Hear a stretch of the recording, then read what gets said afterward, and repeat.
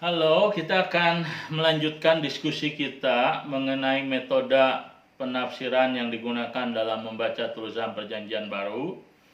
Sebelumnya kita telah membicarakan mengenai dua metode, yaitu analisa kata dan yaitu analisa teks dan juga analisa latar belakang. Dan hari ini kita akan membicarakan mengenai analisa kata atau yang disebut dengan word study. Nah, analisa ini penting untuk kita pahami. Kenapa? Karena analisa ini adalah analisa yang mendasar sekali. Setiap kali kita membaca Alkitab, kita harus menentukan arti daripada sebuah kata yang digunakan di dalam Alkitab. Dan kita harus memahami beberapa isu terkait dengan analisa kata. Yang pertama, kita harus mengerti bahwa sebuah kata, arti sebuah kata tidak ditentukan oleh arti dalam kamus. Jadi sebuah kamus, misalnya kamus bahasa Yunani, bisa saja dia memberikan arti-arti tertentu di dalam menjelaskan istilah-istilah tertentu dalam bahasa Yunani.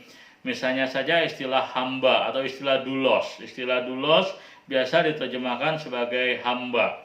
Nah, tetapi kita juga bisa menerjemahkan sebagai budak. Tentu ada perbedaan antara hamba dengan budak.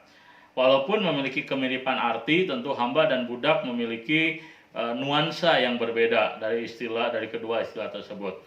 Nah, waktu kita membaca Alkitab, kita akan menentukan apa arti dari setiap kata yang digunakan di dalam Alkitab. Nah, arti sebuah kata di dalam Alkitab tidak bergantung kepada, sekali lagi, arti di dalam kamus. Nah, jika demikian, kita tentu bertanya, lantas apa yang menentukan arti sebuah kata di dalam Alkitab? Maka jawabannya adalah untuk mengerti arti sebuah kata di dalam Alkitab, kita harus memahaminya berdasarkan dua konteks atau berdasarkan dua makna. Nah, konteks yang pertama itu disebut sebagai makna vertikal atau konteks vertikal. Nah, setiap kata di dalam bahasa yang kita gunakan, kita harus mengerti bahwa sebuah kata dipahami selalu dalam konteks kaitannya dengan kata yang lain. Misalnya saja, waktu kita berbicara mengenai istilah doulos. Istilah doulos berarti hamba. Tetapi istilah hamba kita harus pahami dalam kaitannya bukan sekedar dengan arti harafiah dari istilah doulos, yaitu hamba atau budak, tetapi kita harus juga kaitkan dengan istilah-istilah lain yang paralel dengan istilah hamba. Misalnya saja di dalam Alkitab, Rasul Paulus ataupun Alkitab juga menyebut bukan hanya ada istilah hamba, ada istilah budak, ada istilah doulos, tapi juga ada istilah yang lain. Misalnya matetes, istilah murid. Dan istilah doulos, istilah murid, itu adalah satu istilah yang berasal dari kelompok kata yang sama, yaitu kelompok kata yang digunakan untuk menyebut pengikut-pengikut Yesus. Nah, itulah sebabnya maka waktu orang mencoba mencari tahu arti sebuah kata, maka yang pertama adalah kita kemudian harus mencari tahu berbagai kata yang masuk dalam satu klaster, satu kelompok kata yang sama dengan kata yang kita teliti. Nah, ini disebut sebagai konteks vertikal. Nah, jadi misalnya saja tadi istilah doulos. Istilah doulos kita harus pahami apa persamaan perbedaan dari istilah doulos dengan istilah matetes, istilah murid. Dan barangkali kita juga perlu membandingkan dengan istilah yang lain, yaitu istilah pengikut.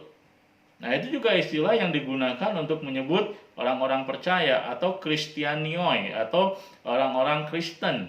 Nah, kita membandingkan, kita mencari tahu apa perbedaan doulos dengan berbagai istilah yang lain. Nah, itulah sebabnya maka waktu kita membaca Alkitab, waktu kita mencoba melakukan word study, kita perlu menganalisa sebuah kata berdasarkan konteks vertikal atau berdasarkan klaster di mana kata itu muncul.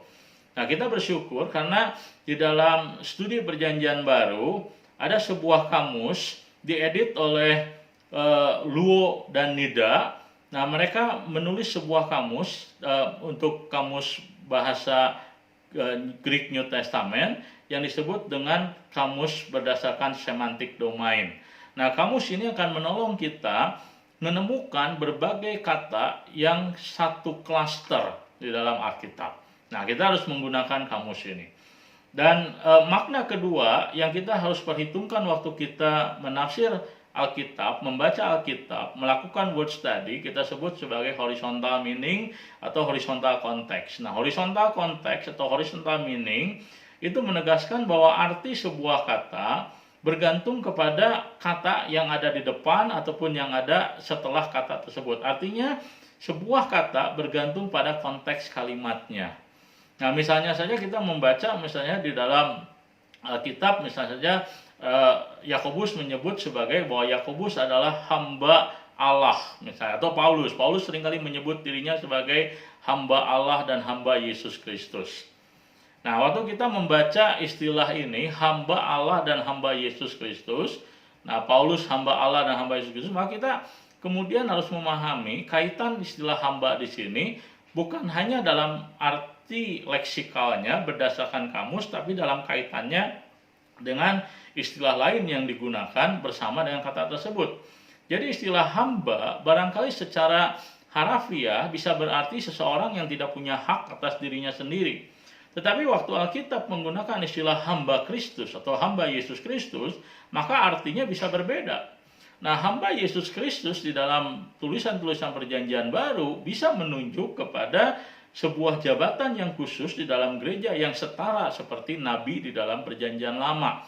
Karena nabi dalam Perjanjian Lama mereka dikenal sebagai hamba Allah, dan di dalam Perjanjian Baru orang-orang tertentu yang memiliki status istimewa, memiliki peran istimewa, mereka disebut sebagai hamba Yesus Kristus.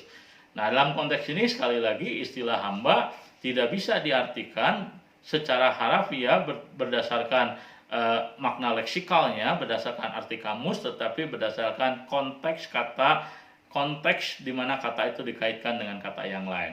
Itulah studi kata yang kita harus pahami sewaktu kita membaca tulisan-tulisan di dalam Alkitab. Saya berdoa supaya pembelajaran kita hari ini menjadi berkat untuk semua rekan-rekan sekalian.